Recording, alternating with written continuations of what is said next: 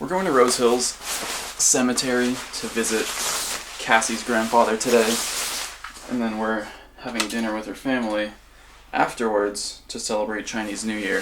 So I probably won't be doing a whole lot of recording today, but the Silph Road did finish their APK mine of the latest Pokemon GO update, so we have some stuff to talk about.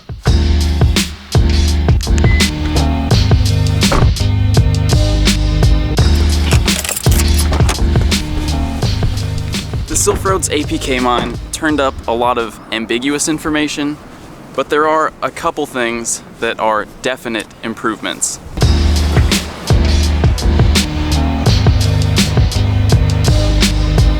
One definite improvement is that the game does load a lot faster, like they claimed it would.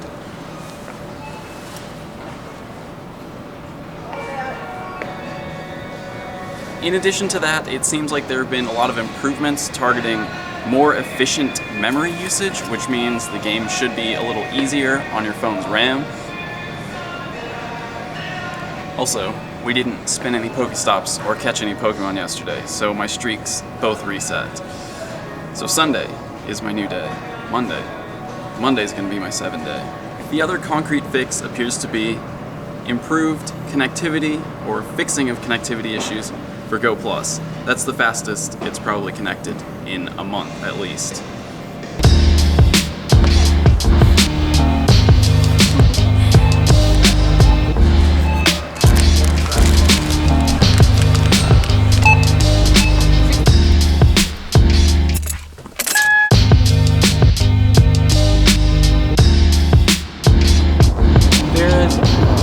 There's also been code added in the game for something called critical capture, which is a mechanic that exists in the main series games where you throw a ball and it has a greatly increased chance of catching a wild Pokemon, and the ball will only shake once and then you'll catch it. And a lot of people have said that they thought this mechanic was already in the game because sometimes you'll throw a ball, it'll grab the Pokemon, and it'll only shake once and then you'll catch it. But the way it is now, that's usually caused by slow network connection, where the game kind of lags in communicating with the server, and it just pretty much skips the animation and you catch the Pokemon. So that's not critical capture as we know it from the main series games. Right now, it's only referred to by name. There's not a lot of code to support it, so it's probably not coming soon, but it might be coming in the future.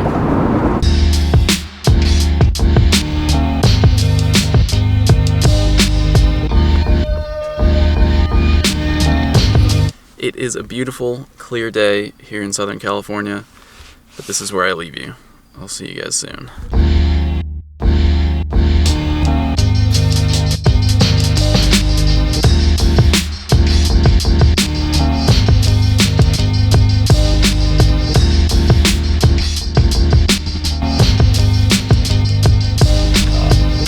Real quick before we eat, we'll just talk about the next point that the Silph Road found.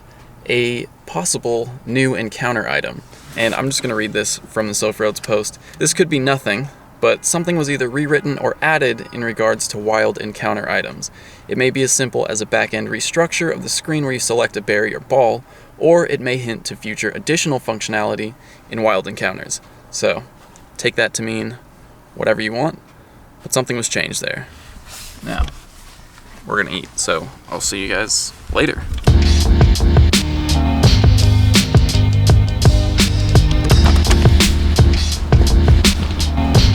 Dinner's done, Cassie's with her family.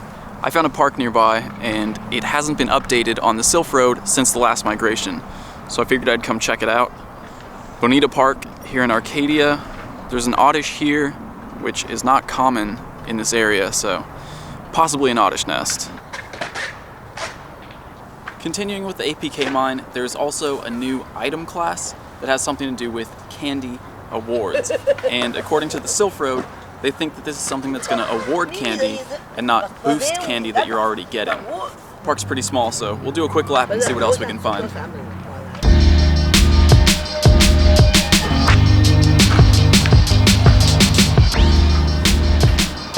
Really not much here in terms of spawns, but there is one last exciting thing in the APK mine. There's a new badge or medal for Unknown, which, like I've said previously, is a Pokemon that appeared in 2nd generation with 26 different forms, and now has 28 total, one for each letter of the English alphabet, and an exclamation mark and a question mark. My guess is that you'll earn the badge depending on how many different forms of Unknown you've collected, with gold probably being all 28, maybe. So knowing that, and the fact that there is a dark type medal that was added in the previous update, that's more hints that Gen 2 should be coming soon. Please. Please. Cover the rest of the park.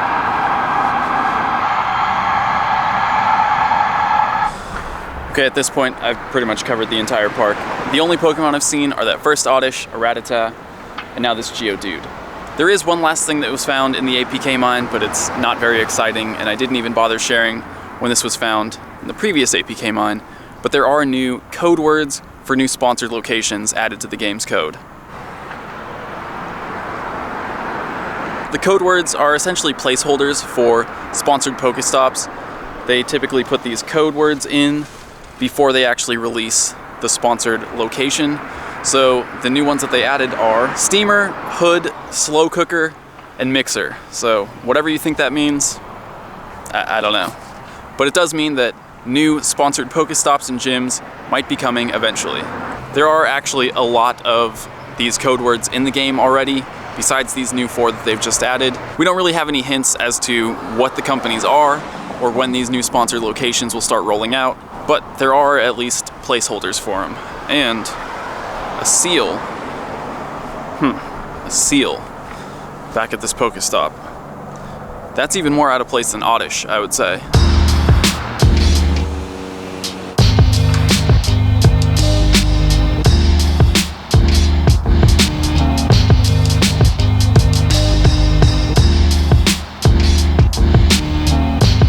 Okay.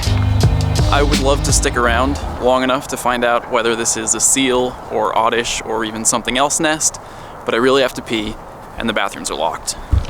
Okay, just kidding. Those bathrooms are locked. These ones are open.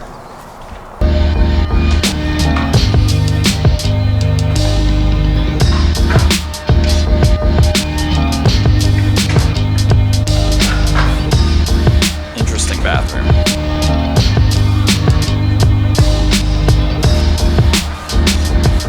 Gonna hang out for a little while, play some Pokemon Duel while I wait for possibly another seal or Oddish to spawn here at the park. I've actually been playing a lot of Pokemon Duel, not undefeated anymore.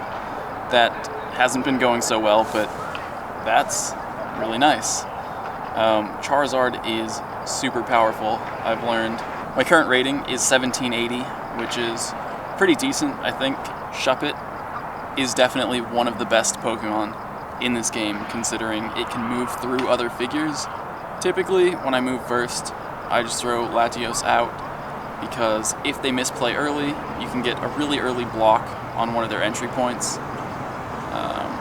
Is he gonna battle me? No. Smart. Once I'm blocked there, I'll start throwing out Shuppet, because this is an easy opportunity to surround this Squirtle. But there's that.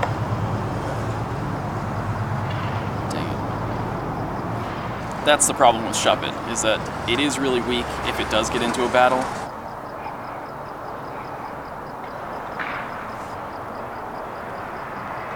So the reason I have Gardevoir on my team is because it blocks Shuppet.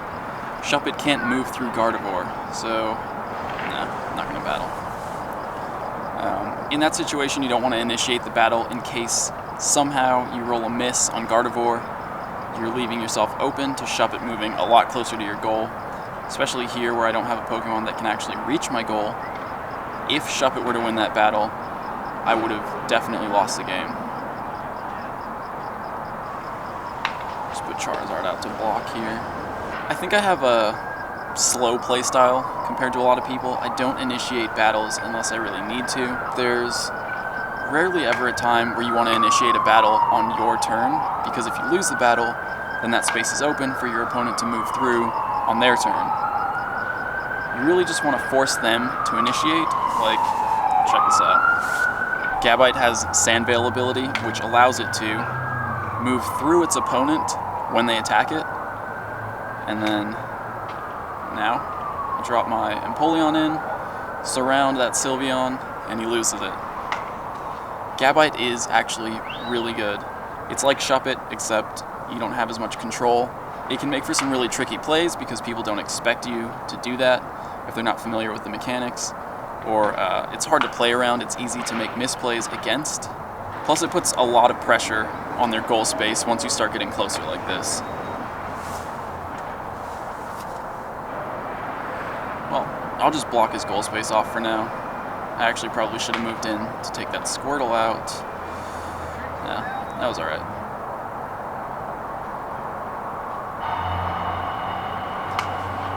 Start moving Empoleon closer. If he doesn't move Shuppet, I can take it. Yep. Just take his Shuppet right here. And now I've won. He doesn't have a Pokemon that can get to the goal space. So, next turn it's over. There it is. The forfeit win. 1806. 94 to my next league promotion. Let's hop back over here, see if anything spawned. I didn't get anything on Go Plus, so definitely not around this one. Over at the other Pokestop, Eevee and Venonat. I figured I'd do one more lap around the park and check it out. Over here by the skate park, another seal. So, considering we're nowhere near water, there's a pretty good chance that this park, Bonita Park in Arcadia, is currently a seal nest. So I'm gonna hop on the Silph Road after this catch and report it that way. I'm gonna head home, but before I go, there's a Sandslash right across the street. Looks like that might be a, what is that, a shopping center? Embassy Waterfall, oh, it's a hotel. Okay, I can definitely go catch that. Quickly, before the battery dies, here's the Sandslash. 1715, easily my strongest Sandslash. I really hope that it has Mudshot Earthquake.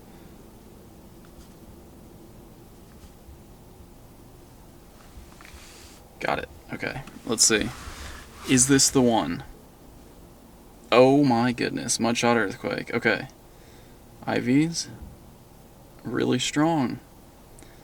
Not bad. Obviously, it's not above 80%, but 1715 with Mudshot Earthquake makes this my best Sandslash so far. I'm definitely going to be using him in battles very soon. I'd still like one with better IVs, preferably perfect IVs to power up, but for now, this is perfect. Grab this Execute too.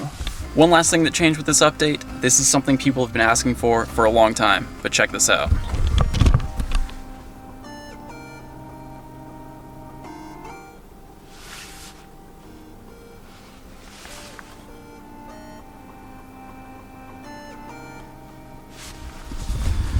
Opening Pokemon Go no longer pauses the music that you're playing on your phone.